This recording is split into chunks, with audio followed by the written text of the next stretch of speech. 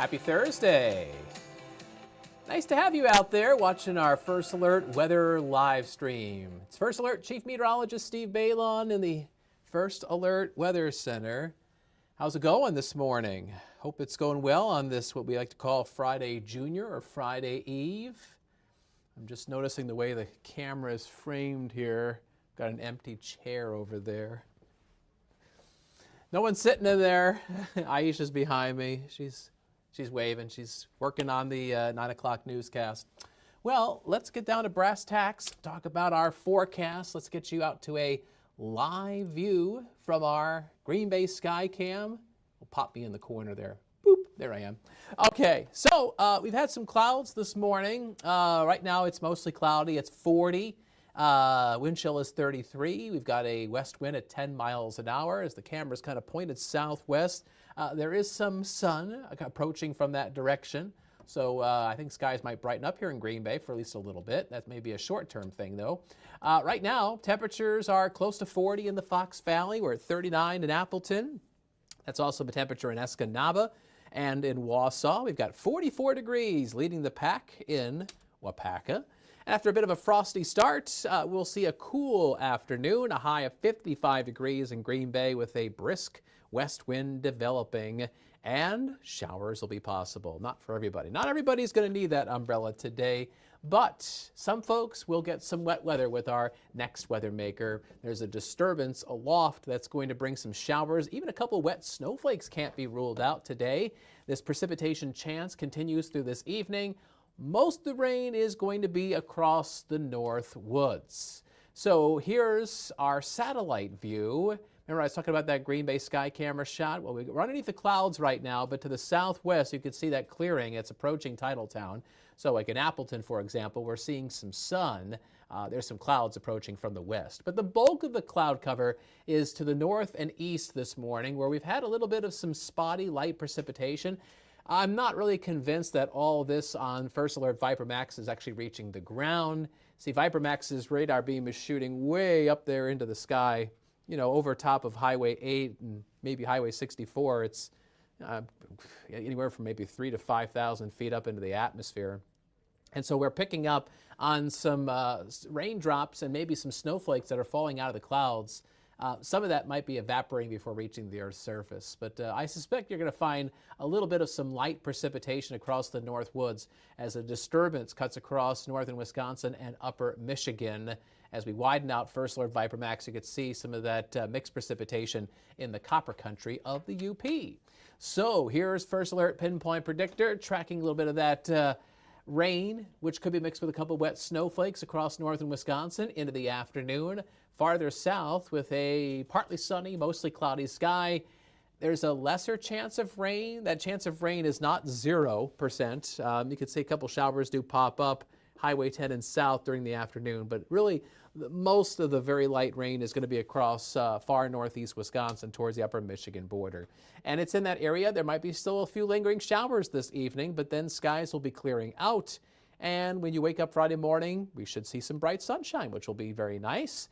High temperatures today, well, cooler than average by about 10 to 12 degrees. Highs will be in the mid-50s with low 50s lakeside, bayside, and across the north woods with 49 in Anago and 48 in Rhinelander. West winds continue to pump in this cool Canadian air, and through the midday and the afternoon, we'll have some gusts around 15 to 20 miles an hour. And then tonight, the temperatures head down into the 30s. Just like the past few nights, I would expect some more patchy frost across northeast Wisconsin. If you've got any cold-sensitive plants, you want to cover them up again before going to bed or bring them inside if that's a possibility. So you shouldn't be surprised by frost this time of year. Maybe you're surprised by the amounts of frosty nights we've had. That's fair. We've been in a cooler stretch. But frost does happen this time of year. In fact, we're approaching the average last day for frost across east central Wisconsin, which is right around May 9th, give or take. Today's May 7th. So yeah, frost happens this time of year. Now, when the growing season develops later across the north woods, well, then, you know, you tend to see a little bit of a later frost date, especially with colder weather up to the north.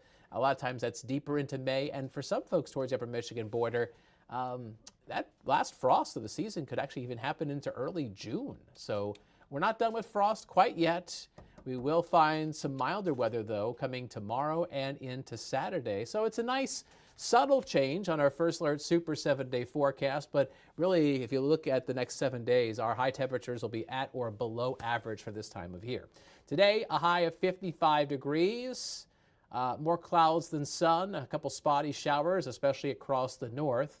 And then tonight we get that frost. You can see the scattered frost across the area. And then tomorrow, a warmer day with some sun and a southwest breeze. And Friday afternoon's highs will be just about where they should be for this time of year, getting up into the low and mid 60s in most spots, even a high of 67 in Wapaka, 66 tomorrow in Watoma. Highs will be in the upper 50s to about 60 along the Lake Michigan shoreline, with 61 in Lakewood and in Pembine. So Saturday still looks mild with a high of 63, but we're going to have a cold front coming through on Saturday. That's going to churn up the wind and bring us some scattered showers. Now, First Alert Pinpoint Predictor shows scattered showers Saturday morning, a diminishing rain chance into Saturday afternoon. In fact, later Saturday, we should have some sun mixed in with those clouds. And those little isolated showers Saturday 4 p.m., those should be diminishing and disappearing as we head towards Saturday evening. And then the temperatures start heading back down, just in time for Sunday. That's Mother's Day. Oops, let's switch this over to the Mother's Day forecast. There it is.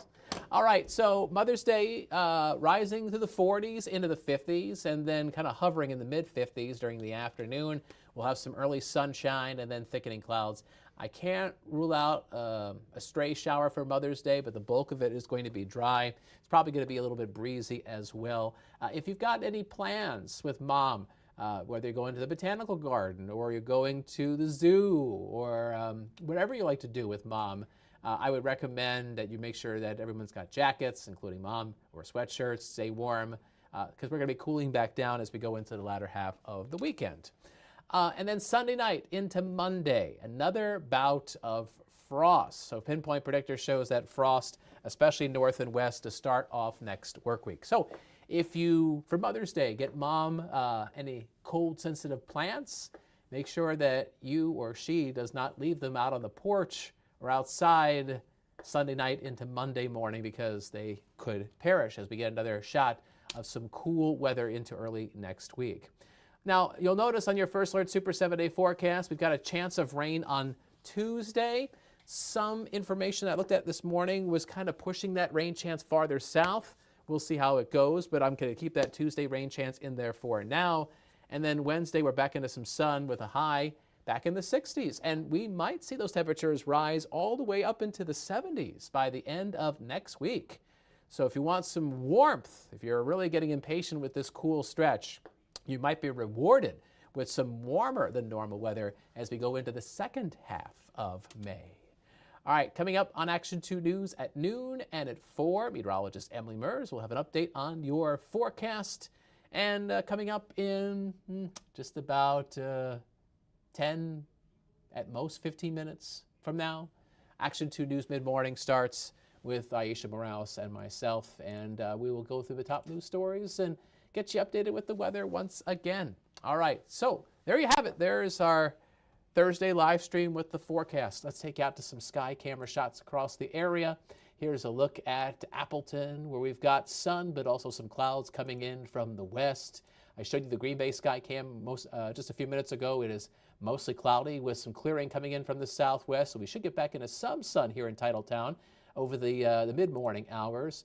Meanwhile, it is looking mostly cloudy at the moment in Oshkosh. There's Lake Winnebago there in the distance. We also have a lot of clouds in Shawano. There's a live view looking to the south and east. And Sturgeon Bay had some sun this morning, but it has disappeared behind the clouds. There's a live view there, and we'll give you one more sky cam. Our Manitowoc sky cam, where I still see some sunlight hitting the Manitowoc County Courthouse there on the left side of your screen. Yeah, so we've got a little bit of sun, but clouds will be filling in. And again, we do have some showers in the forecast, especially for you folks in the north. That's where you probably should bring that along that umbrella, as your push alert invited you to find out more information about. All right, have a great Thursday. We'll catch you tomorrow. Tomorrow, yeah, Friday. All right, see you around. Bye-bye.